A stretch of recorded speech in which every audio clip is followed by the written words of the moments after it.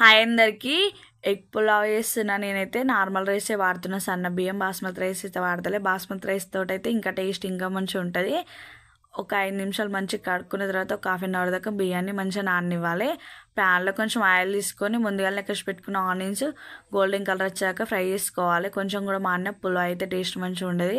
అవి కూడా ఫ్రై అయిన తర్వాత అదే ప్యాన్లో ఇంకొంచెం ఆయిల్ తీసుకొని కొంచెం పసుపు, కారపొడి, సాల్ట్ వేసుకొని ఎగ్స్ ముందుగానే ఉడకబెట్టుకున్నాక ఎగ్స్ కూడా తీసుకొని గోల్డెన్ కలర్ వచ్చాక ఫ్రై చేసుకోవాలి. ఆయిల్లో ఫ్రై అయిన తర్వాత ప్యాన్లో ఇంకొంచెం ఆయిల్ తీసుకొని జీలకర్ర, ఆవాలు, దాల్చిన చెక్క, మిరియాలు, లవంగాలు, యాలకులు, కొంచెం బగారా పువ్వు తీసుకొని అవి కూడా మంచిగా ఫ్రై అయిన తర్వాత పచ్చిమిర్చి, కొంచెం కరివేపాకు, ముందుగానే కసి పెట్టుకున్న టమాటాలు కూడా వేసుకొని మంచిగా గోల్డెన్ కలర్ వచ్చాక ఫ్రై చేసుకోవాలి. కొంచెం సాల్ట్ వేసుకొని మంచిగా ఫ్రై అయిన తర్వాత మసాలాలు అన్నీ తీసుకోవాలి. కారపొడి, టేస్ట్కి సరిపడా మసాలాలు కూడా అన్నీ ఫ్రై అయినాక కొంచెం పెరుగు తీసుకొని ఒక 2 నిమిషాలు మూత పెట్టి మంచిగా ఉడకనివ్వాలి. పెరుగు మంచిగా ఉడికిన తర్వాత ముందుగానే ఆనియన్స్ అయితే ఫ్రై చేసి పెట్టుకున్నాం కదా, ఆనియన్స్ కూడా తీసుకొని ఒక 2 నిమిషాలు మూత పెట్టి ఉడికినాక 2.5 కప్పుల వాటర్ అయితే తీసుకోవాలి. హాఫ్ కప్పు రైస్కి 2.5 వాటర్ తీసుకొని మంచిగా మూత పెట్టి ఒక హాఫ్ అన్ అవర్ దాకా మంచిగా మరగనివ్వాలి.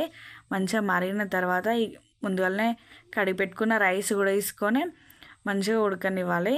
అందులోనే ముందుగానే ఫ్రై చేసి పెట్టుకున్న ఎగ్స్ ఉంటాయి కదా, ఆ ఎగ్స్ కూడా తీసుకొని ఒక 15 నిమిషాలు మీడియం ఫ్లేమ్లో పెట్టి మంచిగా ఉడకనివ్వాలి. ఎంతో టేస్టీగా ఉండే ఎగ్ పులావ్ అయితే రెడీ అండి. మీరు కూడా ఈ రెసిపీ ట్రై చేసి టేస్ట్ ఎలా వచ్చిందో కామెంట్ చేయండి. సబ్స్క్రైబ్ చేసుకోండి, లైక్ చేయండి.